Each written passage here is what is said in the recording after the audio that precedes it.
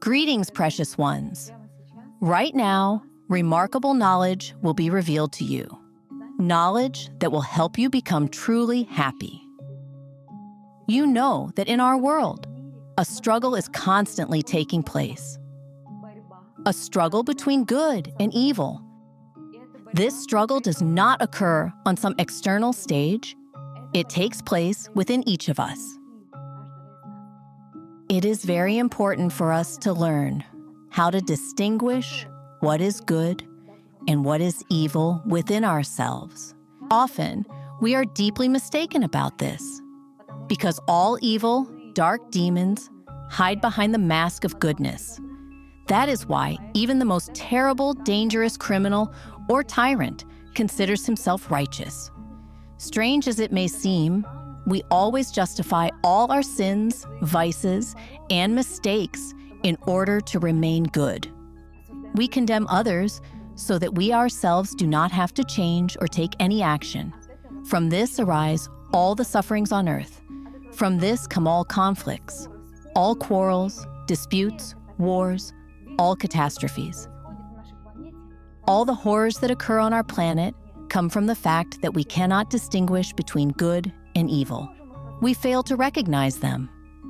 And from this, dark demons feed on us as if we were food, our soul, our energy, our aura, everything pure that we fill ourselves with in places of power while doing energetic practices.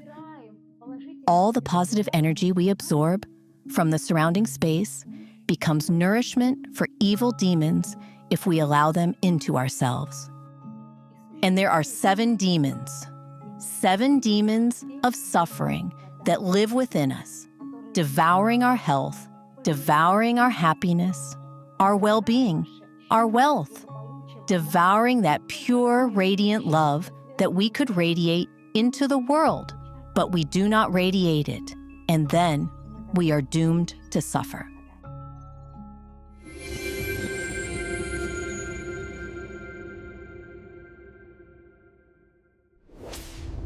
Every day, a battle unfolds within you, a battle between good and evil. We often don't realize this struggle. We neither see it nor feel it. Each of us believes ourselves to be very kind, righteous, honest, and fair. But the greatest weapon of evil is deceit. Evil often disguises itself as good. That is why even the most ruthless people in the world, tyrants and criminals, justify their crimes, believing they are doing good. How can you tell who is winning this battle within you? How can you see the truth? How can you stand on the side of good and bring true light, love, prosperity, beauty, and the power of love into the world? All spiritual teachers of humanity, all sages who have been incarnated on this earth, always taught their disciples righteousness and purity of spirit. And this teaching was never easy. It was always connected to overcoming yourself. For it is easier to defeat 1,000 enemies than to defeat yourself even once. Often what we consider good within ourselves is something that is actually destroying us. Our bad habits, our negative emotions, our habit of taking offense, of getting angry, our habit of blaming others. We justify ourselves, thinking that it is the people around us who are to blame for the fact that we are angry now, to blame for the righteous anger we feel. The people around us have offended us, have acted unjustly. But is there justice in this world? Is there ever a time when everyone is satisfied? No. God created this world so opposite, so full of contrasts, so that through every situation, we could always come to know ourselves. Was it just to crucify Christ? Was it just to treat sages, saints, and righteous people in the way they were treated, sentenced to death, constantly judged, mocked, reproached. There is no point expecting justice from this world. But we can find justice within ourselves. We must learn to choose good within ourselves and not allow it to hide behind a malicious face. Sages say that good is whatever leads us toward spiritual development. And that means all hardships, suffering, and deprivation in life are that very good which helps us cultivate patience, humility, wisdom, and all the treasures of our soul. But when we complain about life, when we resist the will of God, when we are dissatisfied, when we criticize and blame everyone around us, here are the seeds of evil within us, and that means they have begun to sprout if we continue to be angry and judgmental. It means that evil has taken root and has begun to grow in our soul. The seed of evil has settled in your heart, and now everything is overshadowed by negativity, denial, malice, and condemnation. And even those who have always been kind to you, open and warm toward you, suddenly turn into enemies. You want to fight, to resist, but all of this is the fruit of evil growing from its seed. Good, on the other hand, is acceptance and humble wisdom. It is the power of love that comes from God Himself. As soon as you offer gratitude to the Almighty, a bright and pure love immediately begins to flow into your heart. Whatever happens in life, all saints and righteous ones have always turned to God with gratitude. For the greatest hardships, deprivations, and suffering, they thanked the Lord and asked forgiveness for their complaints. What is it that lives in my heart? Whose power do I bring into this world? The dark or the light one? Do I give thanks for every moment of my life? Do I meet all difficulties and obstacles with gratitude? Do I bow in humble reverence before my spiritual mentors and angels who guide me along the path? Or do I complain, make demands, criticize, and insist on getting my own way? Whether I express ego or love is known only to me alone. Only in my true heart lives the truth that opens my eyes to the will of God. And if I feel criticism and discontent beginning to consume my soul, I bring my hands together in a gesture of prayer and bow in humble submission before the higher will. For the Lord knows better what difficulties and trials I need in life in order to gain purity of soul. And when I encounter evil in the world, when I see people who refuse to turn away from it, who do not want to release the dark seeds from their hearts, and continue to criticize, to resent, and to pour their anger onto everything around them, I pray for them fervently. With all my heart, I ask the angels and all bright spirits to send them good and remembrance, for their souls are bright. After all, there is not a single bad person in this world. There is only good and evil that we allow into our hearts. For when our heart is open to the Lord, pure light pours into it. And I open myself to this light and direct it toward all who are also striving for the highest.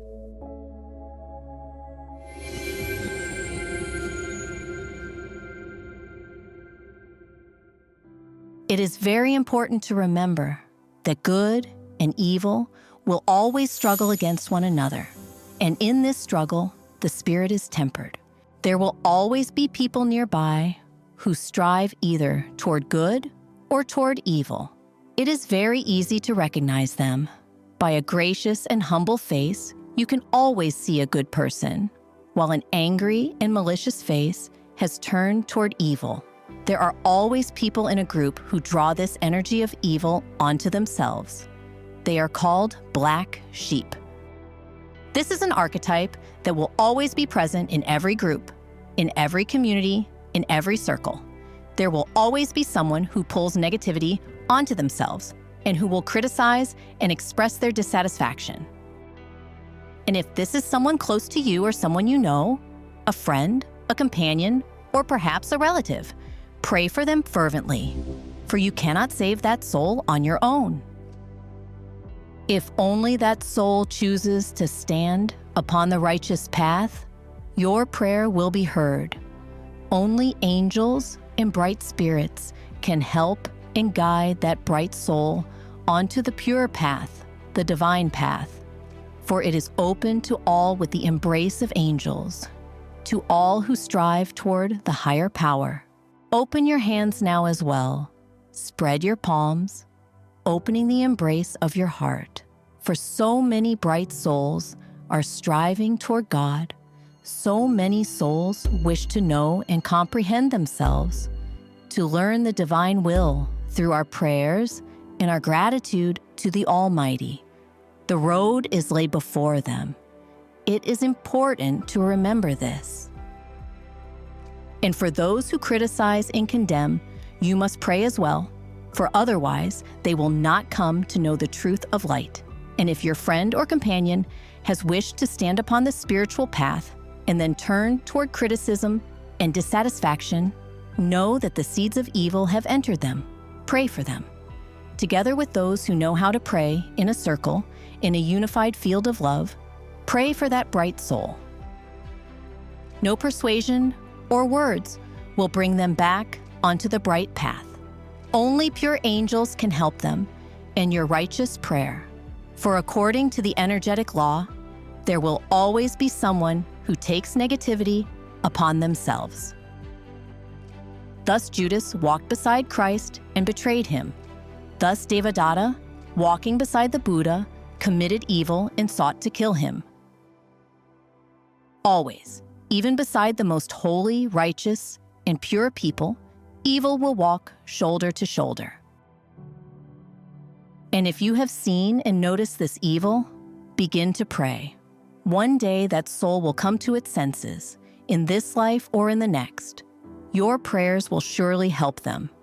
Do not hold any anger against them, and do not doubt God. God has brought this person onto your path specifically, so that through them, you could see how evil can settle even in someone very close to you. Evil penetrates everywhere, and it often enters your heart unnoticed. And as soon as you feel judgment toward your neighbor, as soon as you feel dissatisfaction with the divine will, begin to repent, to pray, to ask for forgiveness, and to thank God endlessly for the teachings and situations He has given you on your spiritual path. And always remember the words of Christ. Many are called, yet few are chosen. Open the path to God and to the light for everyone. Direct everyone toward the higher powers.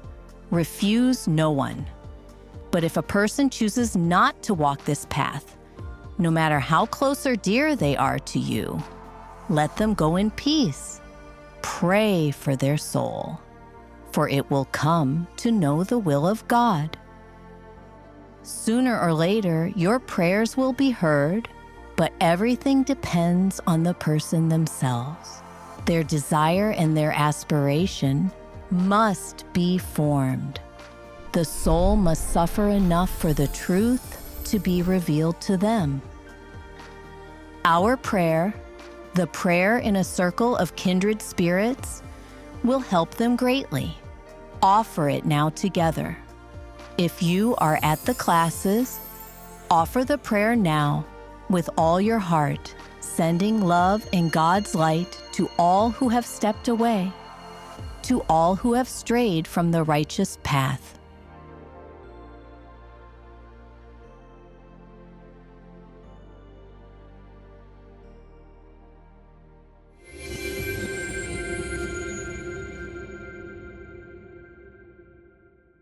In our extreme times, when the fate of the entire planet is at stake, it is crucial for the knowledge of angels and benevolent spirits to spread as quickly as possible, globally, and reach thousands of people. In this way, we can change the future of all humanity. Which is why we are addressing you, dear soul of light. Spread the knowledge about our wise books and films. Share links to videos or cartoons. All of this is available and free. Invite women to individual practices, webinars, and seminars. And the Great Spirit of Light will help you and your family. It will direct an enormous amount of energy to fulfill all your desires. Benevolent spirits and angels will assist you and your loved ones in all matters. A thread of light and love extends from your heart to the hearts of thirsty women, and the creation of good and the dissemination of enlightened knowledge throughout the world begins. Become part of the mission of light. Help people, and God will help you.